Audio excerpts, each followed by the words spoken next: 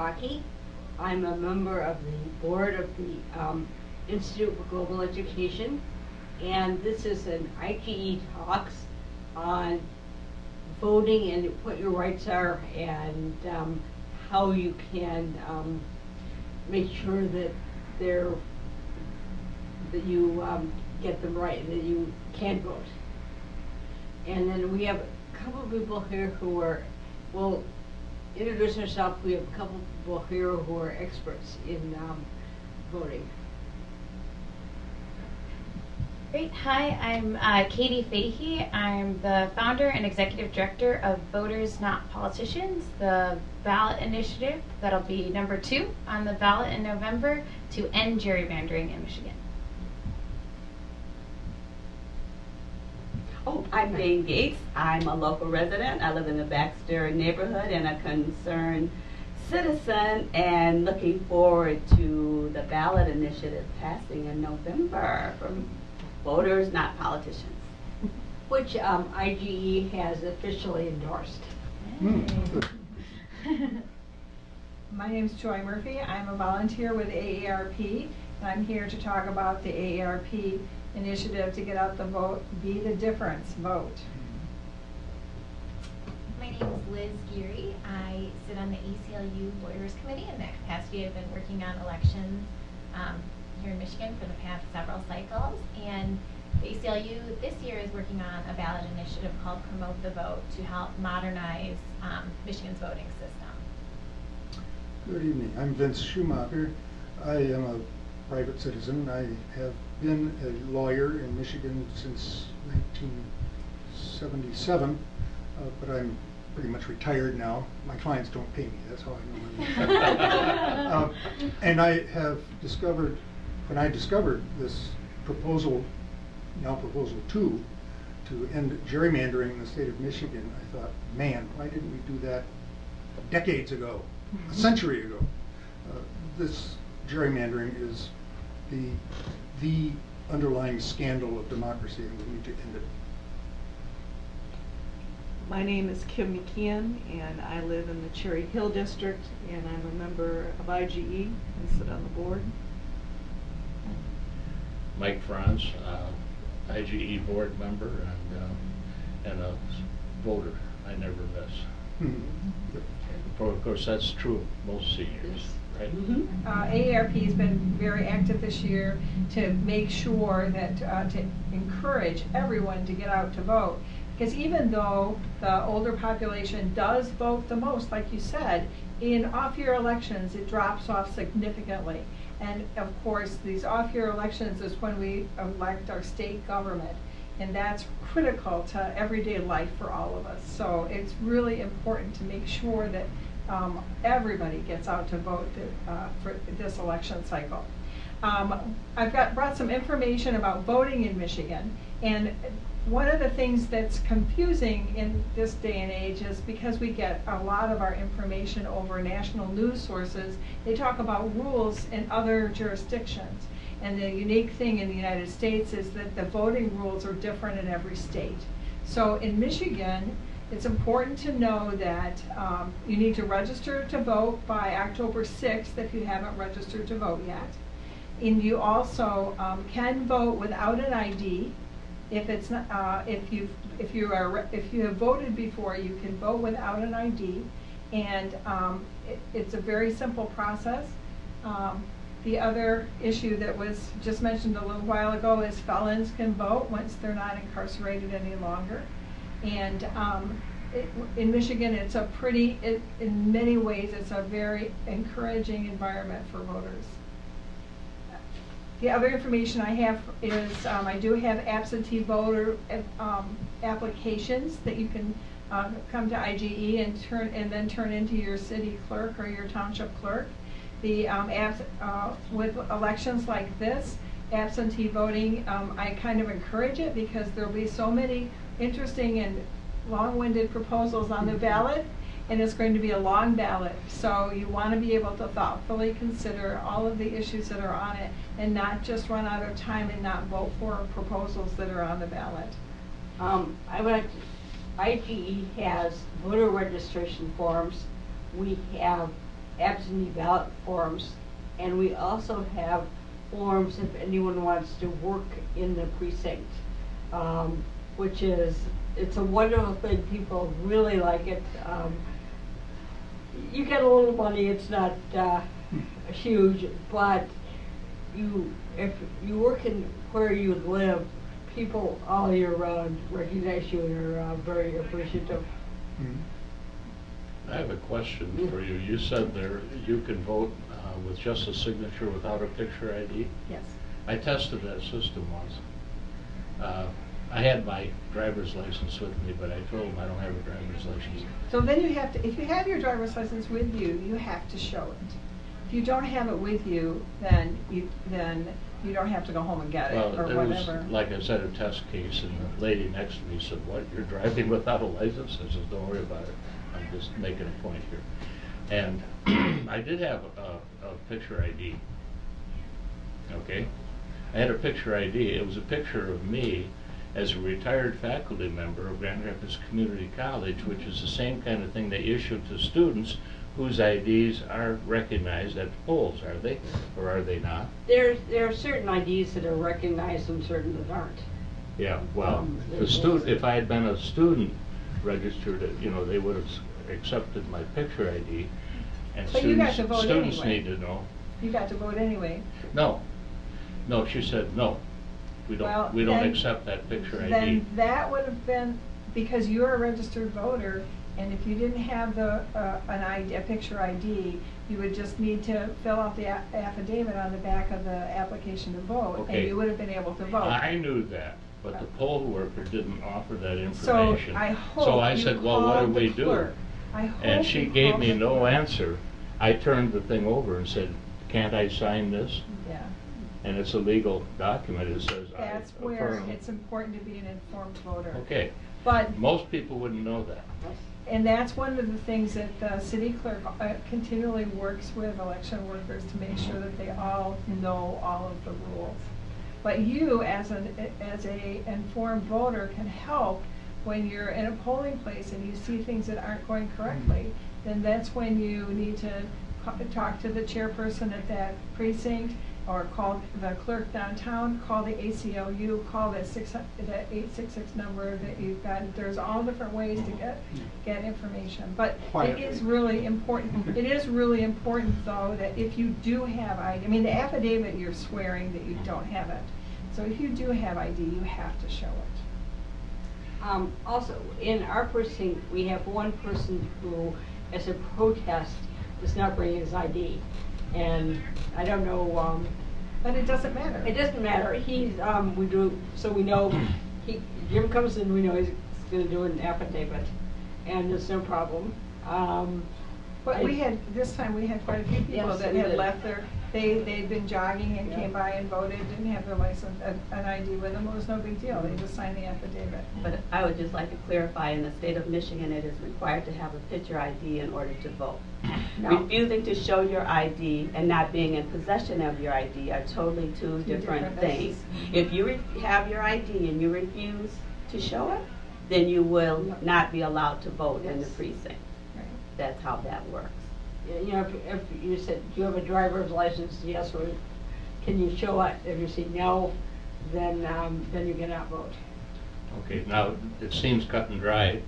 Now, what if I don't have a driver's license? Okay, period. But, If and also you are I've just been released from prison, and I have a piece of paper that says I am a returning citizen and can resume full rights as a citizen.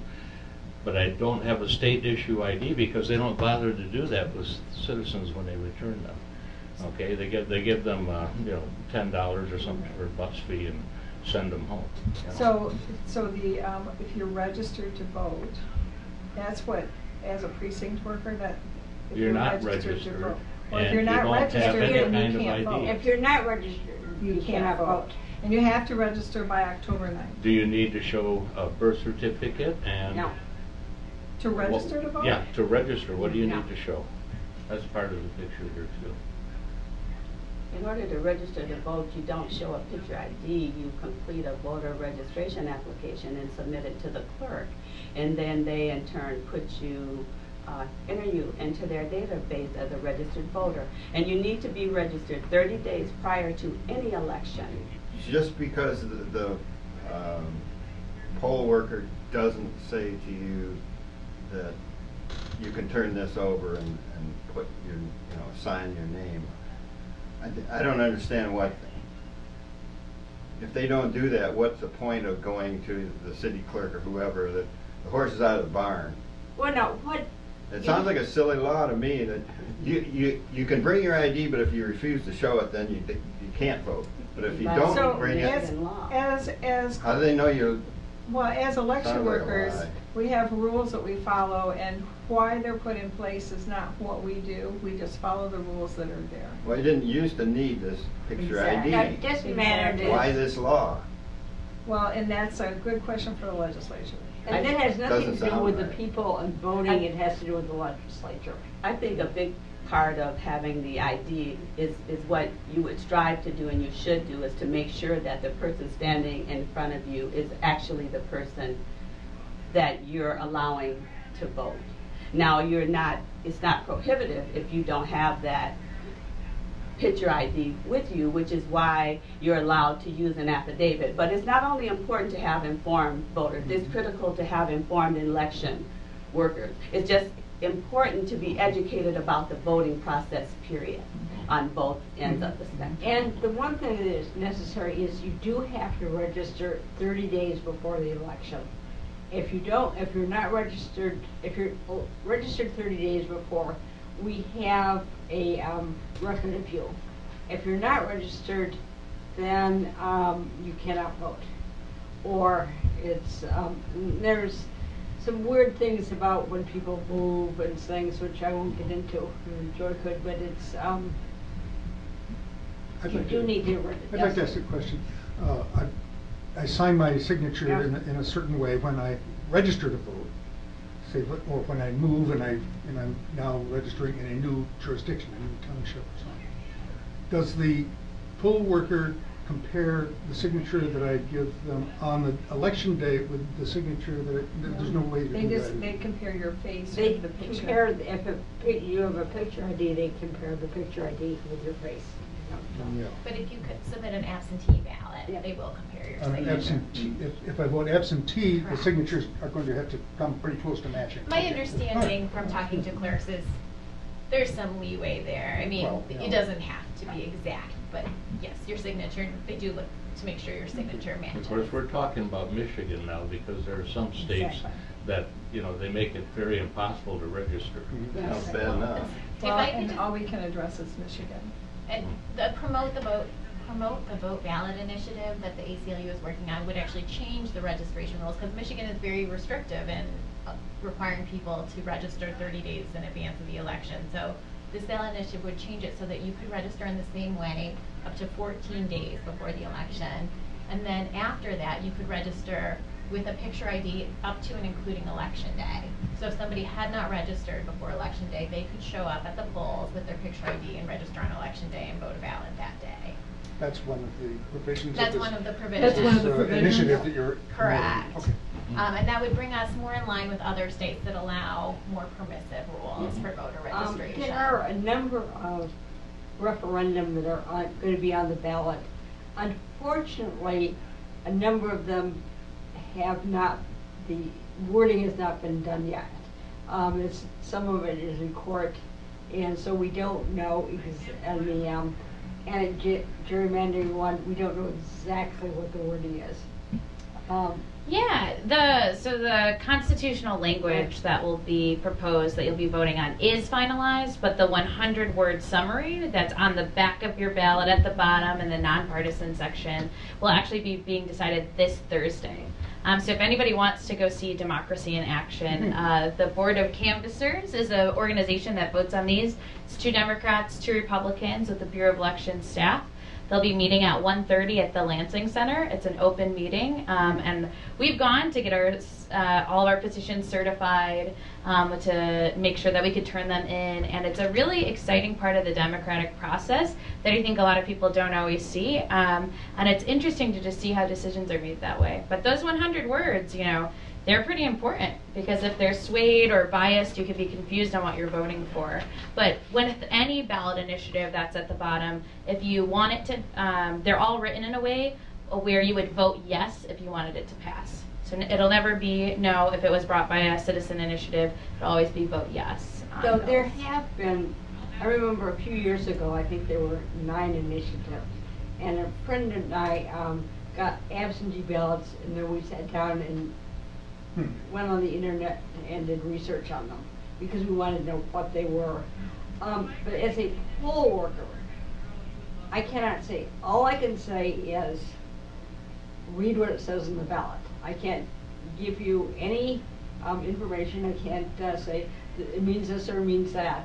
You have to go for somebody. I can just say, well, you can read this, and if you need to talk to somebody, go and talk to somebody. But the day before and the day after elections, I can have very strong opinions. But when I'm a poll worker, I have no opinions at all. I just follow the rules. Yeah, and even though you only have 100 words that you're reading from, somewhere in your polling or precinct place, you do have to have the full language posted too.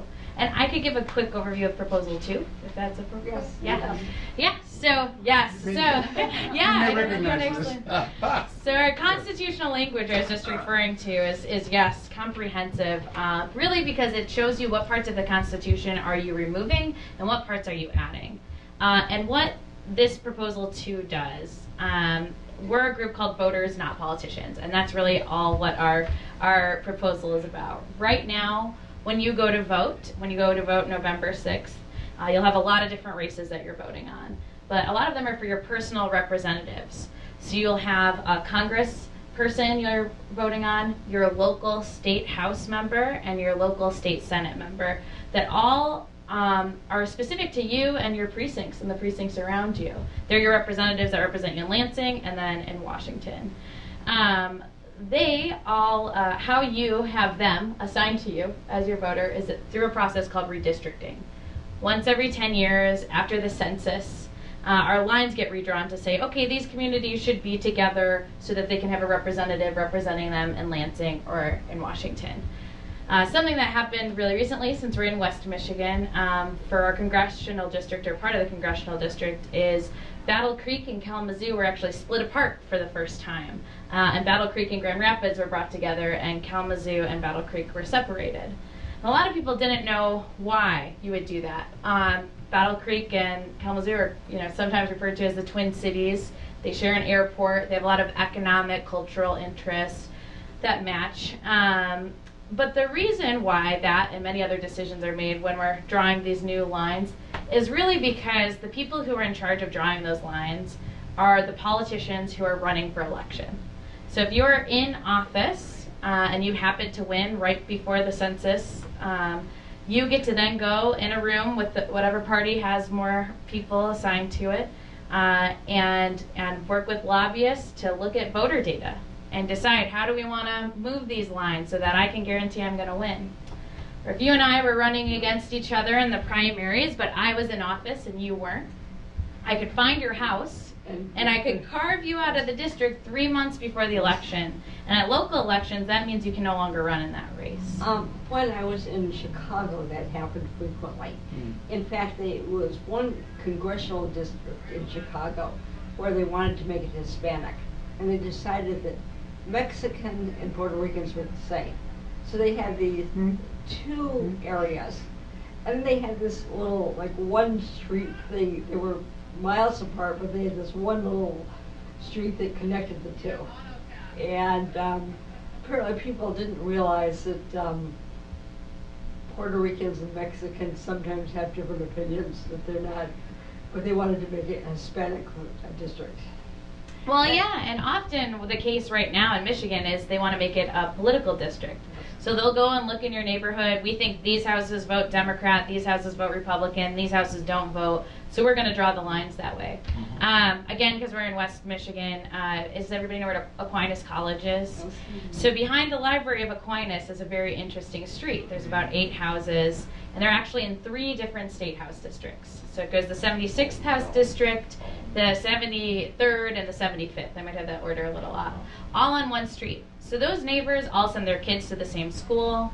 When they get a crack in the sidewalk or a pothole in their street, who are they going to call? 3 different sets of representatives to try and get their voices listened to. It doesn't seem to make a lot of sense.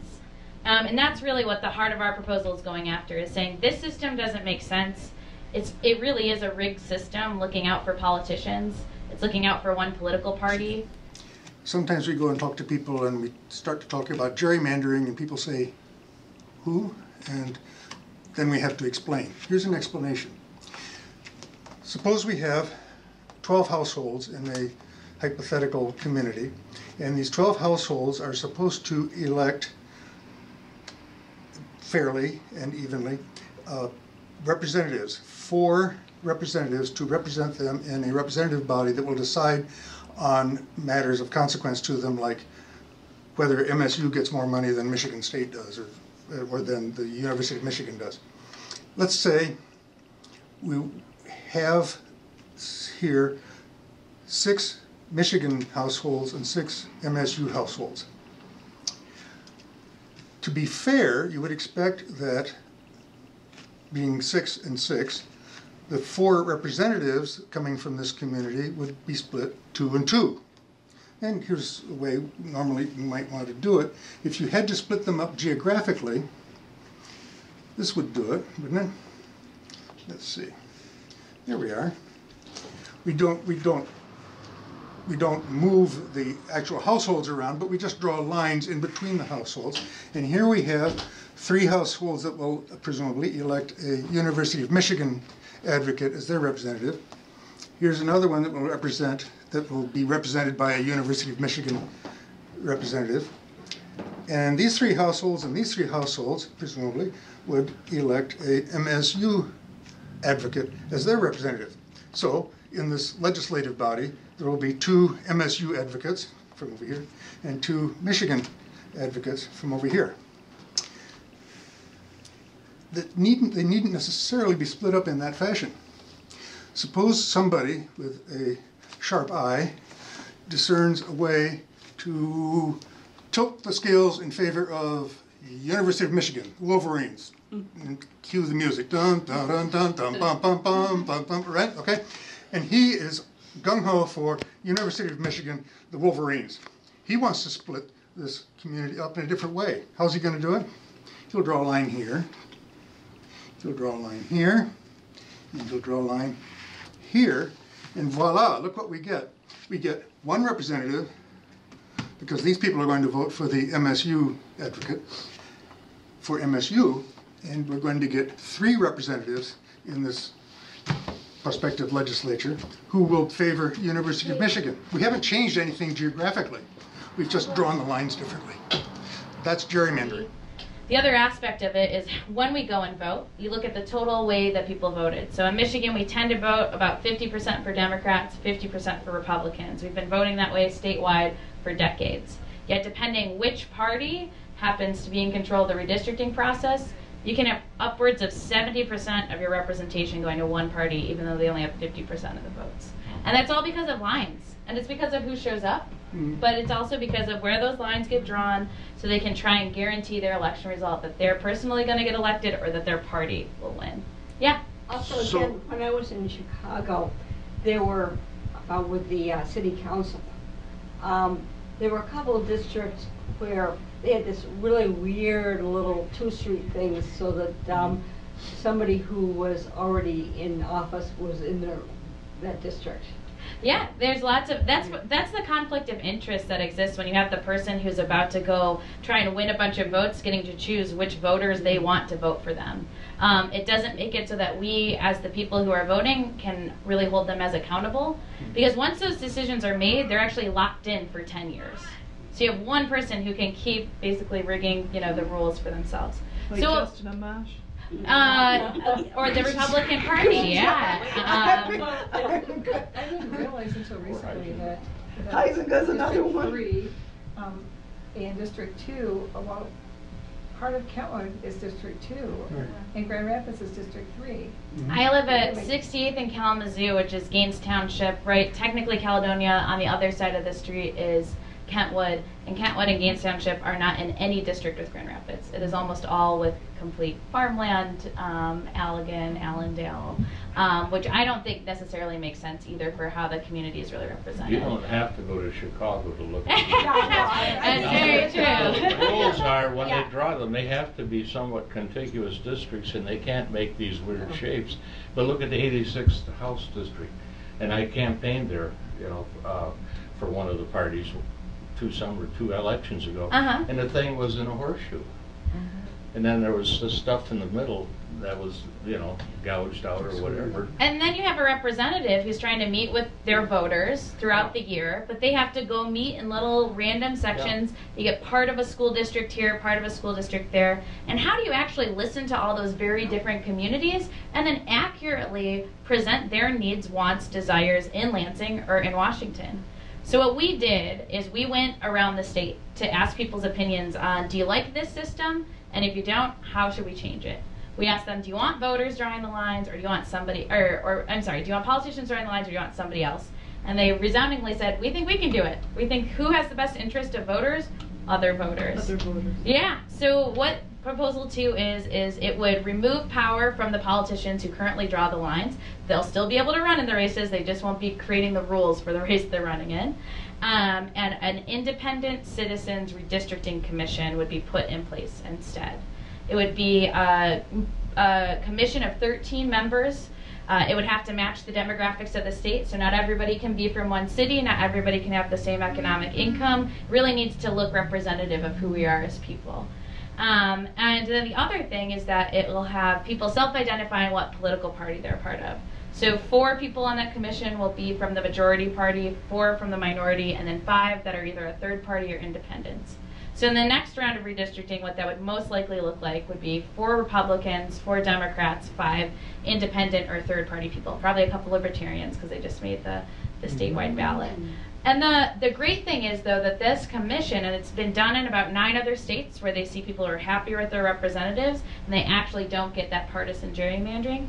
At least 2 of the Republicans, 2 of the Democrats, and 2 of the independents all have to agree before any map is adopted. Which sounds crazy, because we don't have a lot of compromise happening right now in Washington or in Lansing. But what, again, you see in other states is if you're there to just do a good job for citizens. It's kind of like when you go and serve.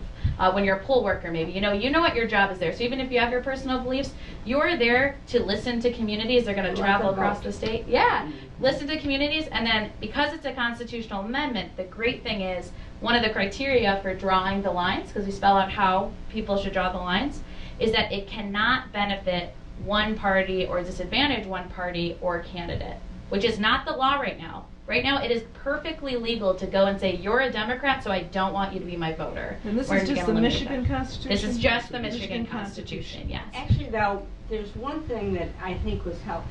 The last primary we had, they had 3 parties, the Democrats, the Republicans, the Libertarians, and then there was judges, which was a nonpartisan one. And in the past, they had separate ballots for Republicans and Democrats. And in fact, in our district, at one, we ran out of ballots for one party. No. There were lots left for the other, but they had to go and print a bunch more to bring to it. And there were some people who were waiting in line for a long time, and people actually came back, which is wonderful. That is good. That is good. Yeah.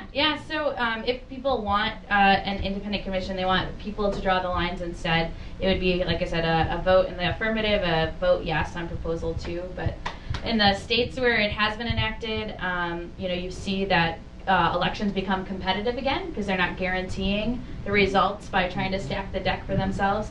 And you see people who are happier with their representatives. So in one state, it went from 9% approval rating of the in-state Congress to 40%, which still isn't above 50, but it is quite significant. And the other thing you see is you see new people getting into politics because the incumbent, the person who's already in office, can no longer look at their primary opponent, even if they're on the same party, and go, well, I'm just going to move your house out of here. And so you get, younger people maybe not even with a different party, but more diverse candidates who can now win based on ideas. And if you go and vote and you feel like your vote doesn't matter because somebody has tried to draw the line so it won't matter for 10 years, people get discouraged. But the really exciting part about this is that the language was crafted by thousands of people across the state. Thousands of volunteers helped gather signatures to bring it onto the ballot, and now millions of people can vote to affirm that, yes, we want a new system, and it really is putting the power back in voters' hands and so not this politicians. is proposal 2? Proposal 2, yeah. Can you have that proposal, can you give us a copy so that we can put it up on the bulletin board? Yes, we have one right here. And then also, yeah, voters.politicians.com or .org or vnp.vote has the language too, but it also has articles that break down each part of it so that it's a little more easier to understand than the legal language that goes along with it. But how you can go on the commission, and if you're a registered voter, as long as you aren't, an elected partisan politician or a registered lobbyist or closely directly married to, you can actually apply to be on the commission. So you just have to be registered to vote in order to. So we get real people on the Yes. commission. You get real people on the commission, and even if you don't get selected, you can go to one of the meetings. All meetings will be held in public. Everyone can come and attend, and you can give testimony too that they have to respond to. So if you say, I think Grand Rapids and East Grand Rapids should be in the same district, or what were we just talking about? Kentwood, yeah, Kentwood and Grand Rapids should be in the same district. You could go and say why, and say, my church is over in Grand Rapids, but I live in Kentwood, or my school district, for me, I live in Caledonia, but my school district is in Kentwood. So how can I, make sure that whoever is going to be representing me will listen to those concerns.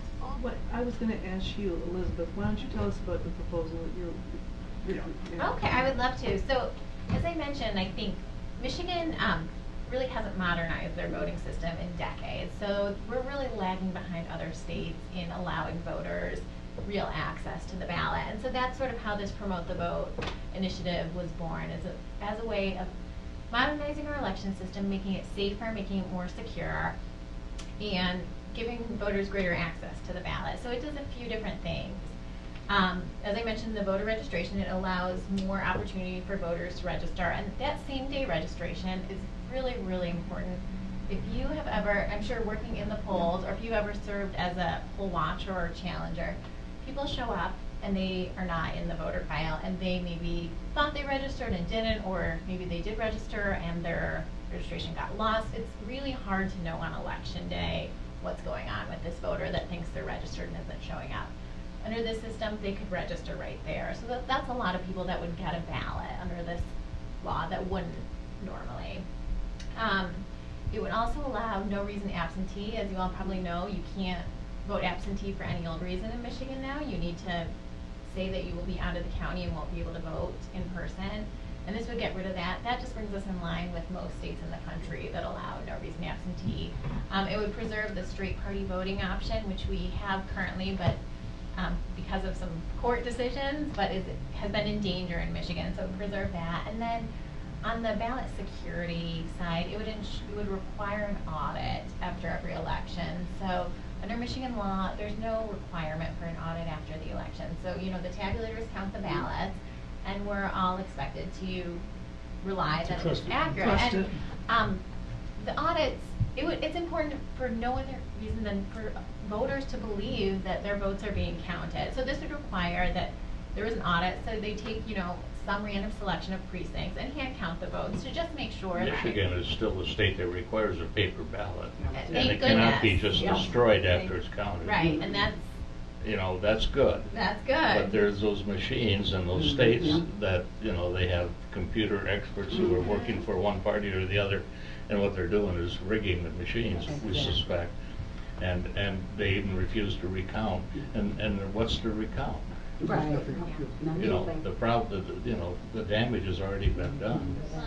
I think of having a paper record is critical, because striving myself to become an informed, the reason I do the work is to protect the democratic process. I don't try to influence. I respect everybody's vote as their own. Mine is not the only opinion that matters. But one thing that I can say, sometimes I'm all for progress, but sometimes the easy way is not the best way. Registering on the same day scares the bejeebers out of me. I think it would make it very chaotic and unreliable. And in defense of the Michigan system, it might be a little old, but it works. And I wouldn't be opposed to amending, maybe putting an audit into it, because I research promote the vote. I am learning. I am learning not to just trust what people tell me. I'm going to research it. I'm going to align it with facts. And I'm going to make an intelligent decision, because my goal is to protect the right of each and every citizen that comes before me. And if they're standing next to me and if I know they're speaking something in error, I'm going to speak truth, because they need to be informed and knowledgeable about this thing. The one shred of anything that we have left today in America is the right to vote. And when we lose that, then I only say heaven help us all. So I hope that's something that will be protected. I hope there are a lot of good people working on it, because that is I think it's the one thing that makes this, as they call it, America. What exactly do they have to do in the 30 days before they let you vote? Why 30 days? That gives them opportunity to go through the paperwork and actually identify and connect that with the voter. Because it's the information, when they're looking at your license, they're looking at, see that it's current, your date of birth, where you live, and they're going to compare all of that with the voter registration process, and it's going to connect you, just like that. Yeah, but somebody's doing it the same day. The clerks are doing the paperwork to make sure that all this stuff is coming forth, hopefully timely, to get you ready to vote in the next coming election. Just for sake of argument, do they really, send a letter to your military commander, or do they just get on some database and check to see if I you're have there? no idea. I've never worked on that aspect. Can I just ask you why the same day registration scares you? Yeah, I find it, first of all, on election day, you have enough things to do to keep things on board as it is. But to try to register somebody that you can't even verify or do anything with, that is way too big of a burden to take on at that point on election day. And I'm even leery as an election worker, and even for the clerk, in order to keep things going as they should, because that is you got a lot on your plate when you enter into that. And so that just is and I am not even on board with no reason absentee voting. That makes me a little uncomfortable. I think it would be very hard to negotiate and keep track of. That's just me as an individual. I think it would be very difficult. So I will say, no reason absentee, most clerks actually do support it, because for them it makes their job easier. Well, if most clerks jumped off the cliff, I wouldn't jump off too. No, well, think about that's no incentive for me. I'm just saying what works for me. The elections feel like it would actually make things run more smoothly. I'm more concerned about fact than feelings. No, but actually, it can be explored. You do an absentee ballot, and it shows up when you register, and you say you either have to turn in the absentee ballot or you can't vote. Exactly. Because it's and I like absentee ballots. It gives me time to look at stuff and do things, but it's also there is a structure in Michigan where we check them. We make sure that so you can't vote twice. Right. Aren't there states, I think it's Washington, where they just automatically mail everyone I think Oregon. Oh, I think it's Oregon, yeah. yeah. And I think their voter participation rate is like 70-80%. It's much higher than how many people end up showing up to vote because of the ease. So I wonder if it's kind of like a transition for the people of Michigan so that more people would, vote more consistently in case they can't get off of work or, don't have their time. Wouldn't it also leave I don't live in Oregon, right. So I'm concerned about Michigan. So I guess I'd have to go to some people in Oregon and say, how's that working for you? Yeah, I just saw the data, on how many people showed up. That existed. Yeah, I know. I didn't until recently either. And then I had a friend who went to college out there, and then she mentioned that. And I was like, what? Everybody gets mailed one? And then she was like, oh yeah, and like 80% of the people end up participating, which I think it's interesting to see, like, what makes people not show up to the polls even if they want to vote. So I think you're saying they're sending them to registered voters, right? Yes. So it would be interesting Yeah. how they manage This that. would only be for registered voters that could vote. But no if you're reason showing up on the absentee. same day, you're not a registered register voter. to vote. You're, I'm sorry, going back to you're the Joe no- Blow that just showed up in front of me. Sorry, no reason absentee would only be for if you were already registered. You could Oh, get the absentee. okay. Sorry, I'm sorry if Okay. that wasn't clear. Yeah, so all registered voters could request an absentee without giving A reason for having they to could do just it. say, I have to work, or I have Right. 4 small kids at home, you know, You whatever know, reason you they could- want they it, would or just I want get more one, time yes. with my ballot. Yes. And on the same day registration, I understand those concerns about, it is hard on the election workers, I don't deny that. I guess what I would say is I approach this from the voter's perspective. My focus is on making voting as easy as possible for voters and as accessible as possible, and I think those obstacles can be overcome.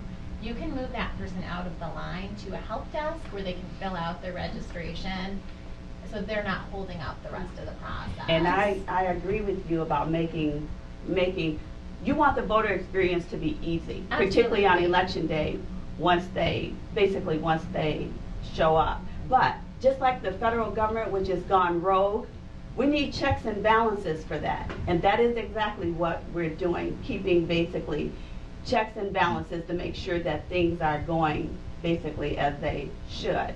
And so I'm just committed to that. Not that I'm because I believe you can overcome any obstacle with the right investment of work and the right amount of research. Yeah, you can get past it.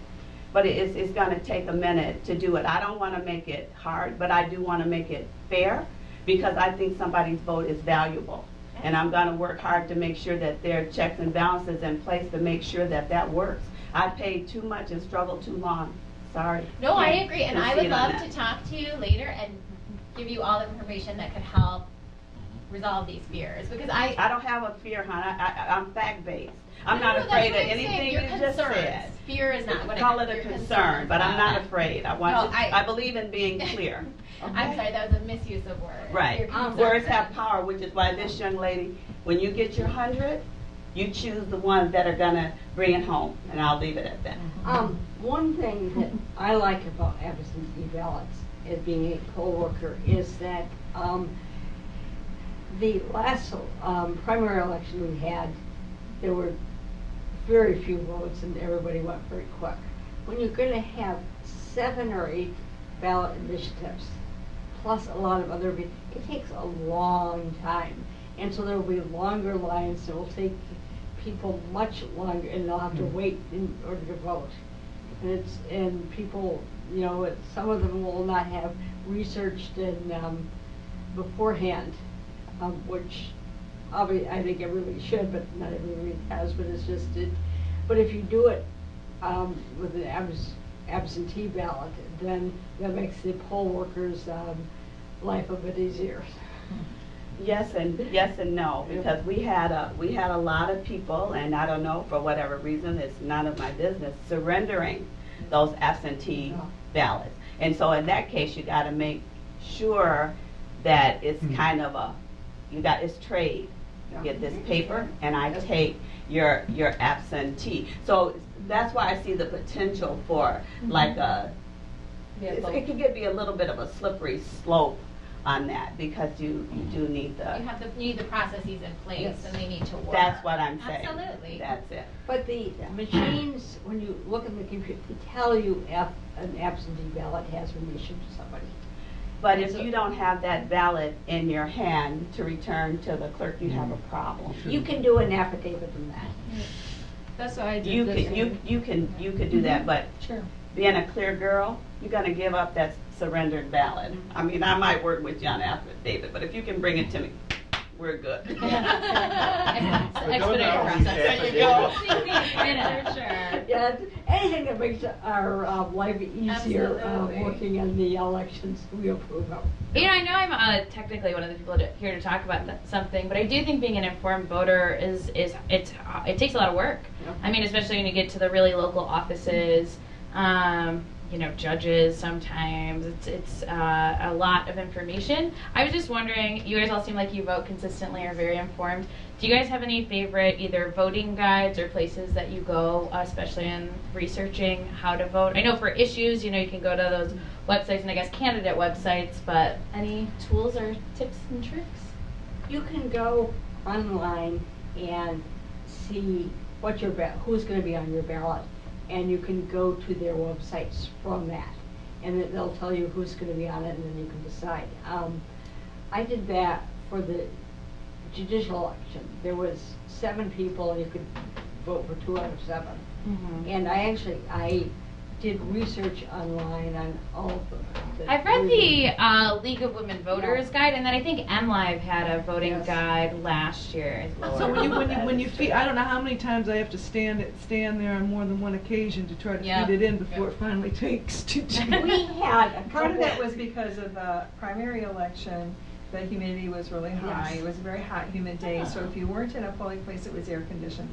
And we had the same problem before with the other machines. It's a problem with paper and with electronic machines. They just aren't really designed to handle really, really high humidity. And that's what happened. Luckily, November should be better weather. Yes, Nice and cool. Okay, I know this is a millennial question, but the selfie with your ballot, cannot do that, right? You can't take it. Okay, I just want to make sure. Yes. So we always recommend. Just so you know. I think my state representative. Take your I voted sticker and work with that, okay? Well, the I voted stickers, I realized social media showed me that they vary by place. Yeah. There were some of my friends had some really large I voted stickers. I was like, how come my precinct is not hooked up with those? We're practical on the expenditure. I'd like to That design. we recommend you do the selfie underneath the sign that says vote here. That's a good one. I did it in front of my precinct sign, I think, to show that. And, yeah. As long as you're not doing your ballot. And the other thing is, if you do the ballot, then if you have to show it to somebody to prove who you voted for. But we did have one woman. I don't. That's why you don't. That's why you Who don't. always came in with her dog, and she always took a selfie with her dog with her ballot. And she was very disappointed who would let her. What about, so like the other thing I do is a lot of those, I think like MLive had you could fill out a ballot beforehand on your phone. Sure. Can you have your phone out to look at, to write down that stuff? Yes. Okay. Sure. I just want to, I always hide it still because I don't know. Like I'm like, I don't know, but I can't remember. No, so. you can have a cheat sheet. Okay, good. I'm not breaking the law. That's good. No, that's for you, but take it with you. If I catch it in there, it's going to be a problem. No, I'm just kidding. Carve it on the table. Move that booth. Yeah. Here. You can either have a physical cheat sheet, or you can look at have it online. Yeah. And you Great. check But with if your you're phone. going to phone a friend, you need to do it before you go Uh-huh. to voting. Now on the phone. Okay. All right. This is helping me. Thank you. I will tell my friends. Several years ago at one of the presidential, it was one of the elections for President Obama, I was working at that time with developmentally disabled adults, and I took them to vote. And I could read to them, you know, because a lot of times they needed help, or I would have to give them a directive if they were having trouble filling in. But I had to be very careful with my wording. You know what I mean? So it didn't sound as if I was directing them how. So if they choose you to help them, you can. It's just I can't as an election worker. And to answer your question, anyone can use. I believe it's called an ICP, an aid. You could use it if you preferred it. Yeah. In fact, I encourage people to use it, just because then you can see what things are out there for other people. Yeah, it's interesting. And do you just request it when you're getting your? Yeah. Oh, cool. Here's a question that just occurred to me. Does anybody know the residents? There's still some 300 or so at the Grand Rapids Home for Veterans. Are there arrangements being made for them to vote either before the election by absentee ballot or being transported I don't know, but there should be. Now the resident home that I worked at, there was 2 of them I've worked at in the past. One of them actually, they had a precinct there.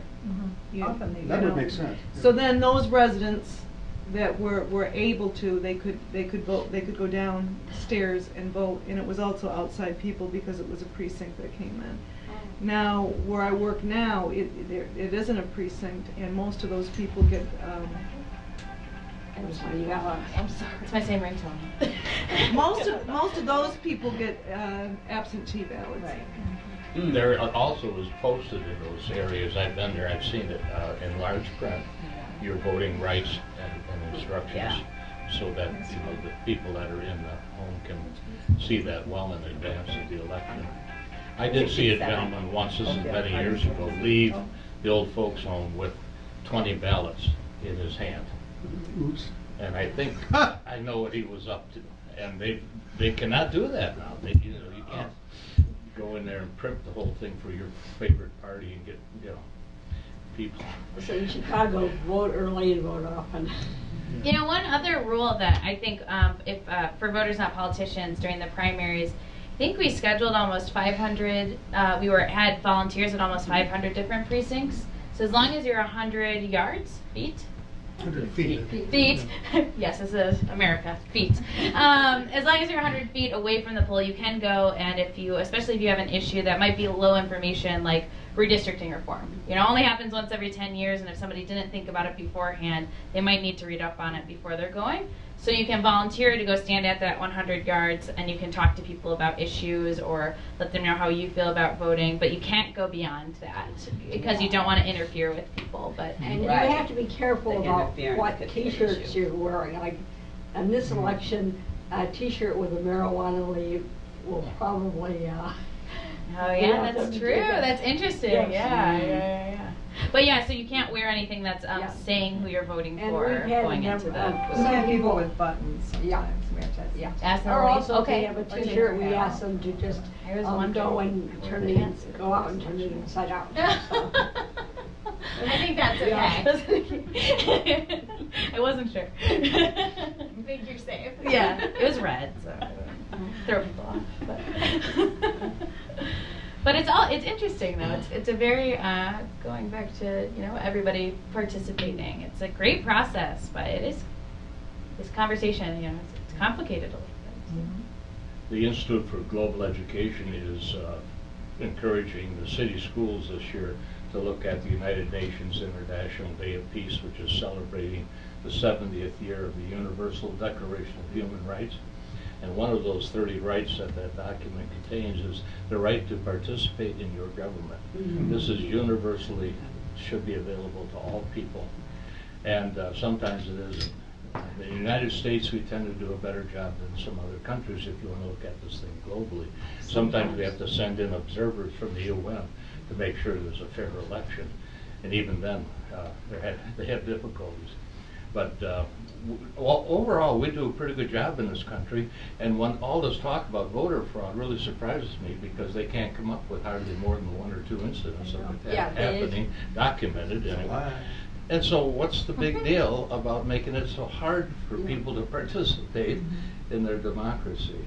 It's because people don't want Because it's the people to vote. politicians. It's the politicians creating the rules. That's why, as you're just mentioning, so even all states aren't created equal, though, when it comes to participation, obviously, because we have our local laws we're doing. But one thing that I think is very cool, even though there will be a lot of ballot proposals, so you want to read up on them, you want to know what they're about. But in Michigan, we have the right to write constitutional language, gather signatures, and bring it so that the people can vote on it. So we can bypass our legislature when they have a conflict of interest. Not every state can do that. I think it's only 20-something that have some kind of option for that. So taking that right seriously, too, I think, as Michiganders, and recognizing that, although, you got to read up and there's lots of language, but we get the opportunity to create things and set it right and look out for voters when our political processes and systems are no longer working how they should. And Also, so it'll be an exciting year for that. There are 2 things about where people can look. One is just an observer and make it, and the other is a challenger where they can challenge. But there are very strict rules on those. But you can send somebody in and either have an observer or have a challenger. At the polls. At the polls. So the challengers have to be certified. Yeah, the challengers have to be certified. But the poll watchers Yes. do not. Yes. Right? Right.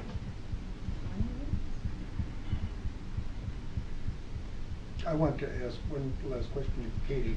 Sure. What 4 words should absolutely necessarily appear on the ballot proposal number 2? Independent Citizens Redistricting Commission, I hope. And in case that's hard to remember, because it is a mouthful, have all of you guys seen the movie Mary Poppins? Oh, yeah.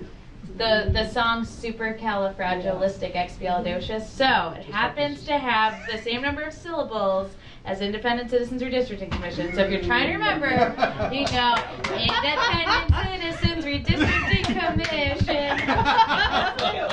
425,000 people signed a petition. Yeah. We have a whole. But it's hard, you know. It's one of those. It works. Exactly. That's creative. So you just gotta remember, Independent Citizens Redistricting Commission. And like I said, voting, if you want something to pass, you vote yes. And I guess that's, but it can be complicated depending on those 100 words. So Yeah, words have and power. we don't get to choose what those are. But when people are everybody knows. confused, they tend to vote no. Right.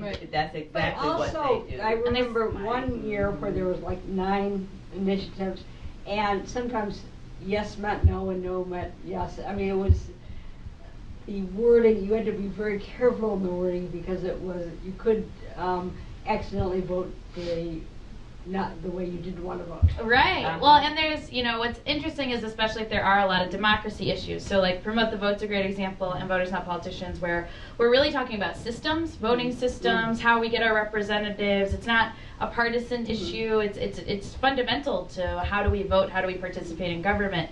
There could be a lot of people who don't want those to pass because they like how it is right now. And so they might pay a lot of money to just say, vote no on everything, just don't question it, don't read about it, vote no on it. And that's kind of catchy, But Independent Citizens Redistricting Commission is very catchy, too, as long as they make it. So I didn't figure it out. Institute for Global Education. This is an IGE Talks, and this was about voting, and it's an informational program, and we hope people will see it, and we hope people will register. We have registration forms in the office that anyone can come and have.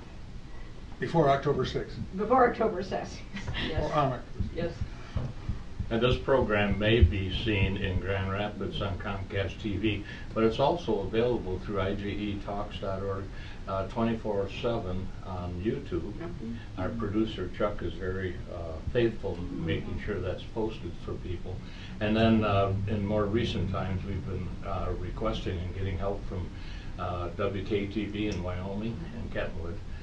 They're running the program. They even ran some of our programs, and hopefully this one too, on the government satellite network, which reaches out to people in the whole as opposed to just Grand Rapids Comcast. Yeah, they did our last 2.